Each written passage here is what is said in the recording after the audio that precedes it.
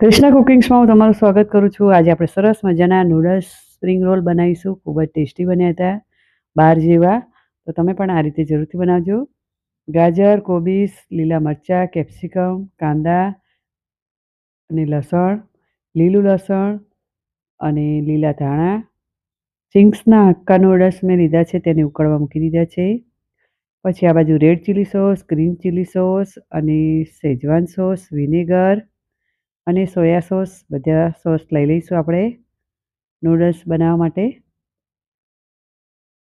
તો આ બાજુ તમે જોઈ શકો છો, પહેલાં મેં પાણી ઉકળવા મૂકી દીધું. પાણી ઉકળતી વખતે તેની અંદર મીઠું અને તેલ નાખી દીધું, જેથી એકબીજાને નૂડલ્સ ચોંટે નહીં. તેને ઉકળવા દઈશું અને તેને થવા દઈશું.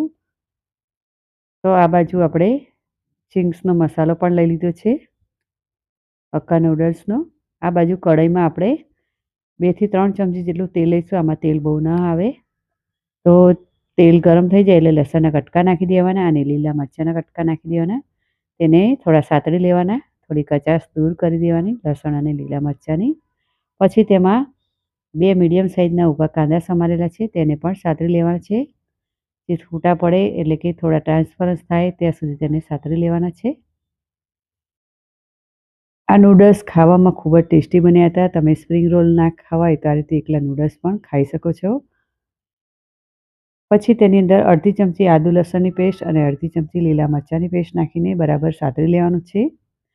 જો તમને મારો આ વિડીયો ગમે તો લાઇક, શેર અને સબસ્ક્રાઈબ કરજો, બેલ આઇકન દબાવજો અને કમેન્ટ કરજો. અહીંયા આદુ લસણ અને લીલા મરચાંની કચાશ પણ દૂર થઈ ગઈ છે. હવે તેની અંદર આપણે બધા વેજીટેબલ્સ નાખી દઈશું, કેપ્સિકમ, ગાજર અને કોબીસ. તો અહીંયા આ રીતે ઊભી સ્લાઇસમાં જ બધું કટ કરવાનું છે. બધી વસ્તુ નાખીને તેને સાતળી લઈશું. અહીંયા ફૂલ ગેસે આપણે તેને સાતળવાનું છે, ધીમા ગેસે બિલકુલ નથી રાખવાનું. જો તમે ધીમા ગેસે રાખશો તો પાણી છૂટશે શાકમાંથી. પછી તેમાં ટેસ્ટ પ્રમાણે મીઠું નાખીને સરસ મજાનું મિક્સ કરી લઈશું. અહીંયા સરસ મજાનું મિક્સ થઈ ગયું છે. પછી તેની અંદર 2 ચમચી ગ્રીન ચીલી સોસ નાખીશું, 2 ચમચી રેડ ચીલી સોસ. તમને તીખા ભાવે એ પ્રમાણે તમે સોસ નાખી શકો છો. તો અહીંયા 1 ચમચી જેટલું મેં શેઝવાન સોસ, 1 ચમચી સોયા સોસ નાખીને આપણે મિક્સ કરી લઈશું. તો અહીંયા સરસ મજાનું મિક્સ થઈ ગયું છે. તો અહીંયા આપણે ગેસને પણ બંધ કરી દઈશું, બહુ પકાવવાનું નથી. પછી અડધી ચમચી જેટલું વિનેગર નાખીશું. પછી તેમાં લીલા ધાણા અને લીલું લસણ નાખી દેવાનું છે. અત્યારે શિયાળામાં ભરપૂર મળે છે, તો જરૂરથી નાખવું લીલું લસણ. પછી જે હક્કા નૂડલ્સનો મસાલો હતો તે પણ નાખીને સરસ મજાનું મિક્સ કરી લઈશું.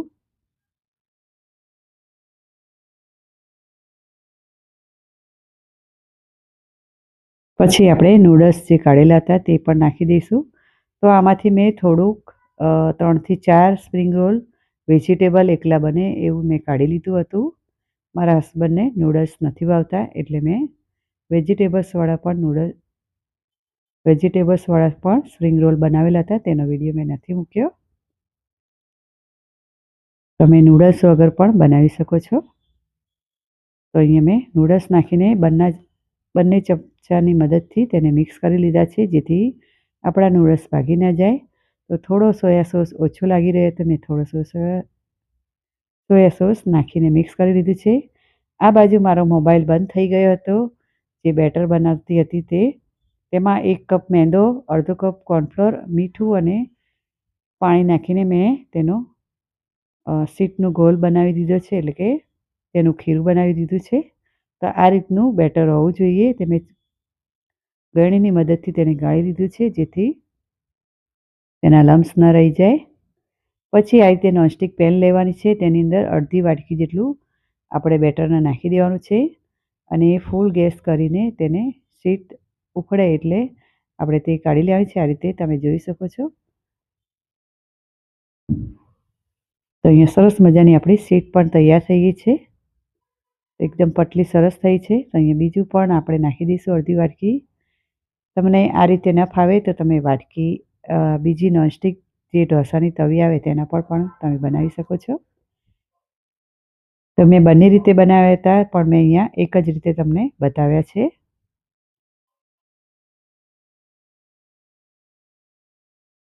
પછી આપણે શીટની ઉપર કોર્નફ્લોર અને મેંદો લગાવીને રાખી દેવાનો, જેથી એકબીજાને શીટ ચોંટી ન જાય.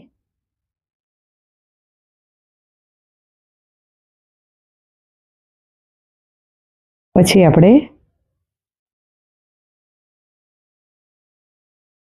એક શીટ લઈ લઈશું અને ડીશ ઉપર મૂકીને આપણે નૂડલ્સ પાથરી દઈશું. અને જે આપણે સ્લરી બનાવી છે,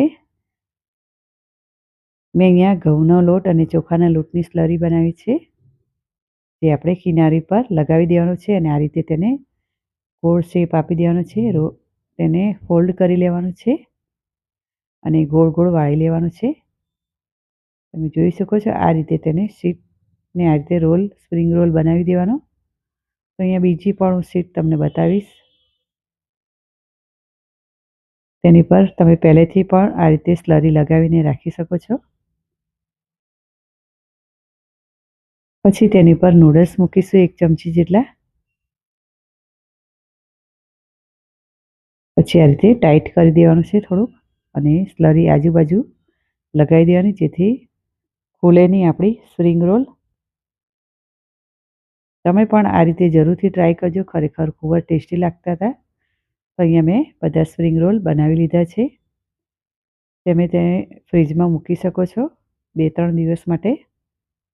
પછી અહીંયા પહેલેથી તેલ ગરમ કરવા મૂકી દીધું છે. તેલ ગરમ થાય એટલે મીડિયમ તાપે તેને તળવાનું છે, ગોલ્ડન ક્રિસ્પી થાય ત્યાં સુધી. પછી તેને પલટાવી દેવાના છે. મારા બાળકોને તો ખૂબ જ મજા આવી હતી આ સ્પ્રિંગ રોલ ખાવાની. તો તમે પણ આ રીતે જરૂરથી ટ્રાય કરજો. આના પહેલાં પણ મેં સ્પ્રાઉટના સ્પ્રિંગ રોલ પણ બનાવેલા હતા. તેને કટરની મદદથી કટ કરી લઈશું અને સર્વિંગ ટ્રેમાં તેને મૂકી દઈશું.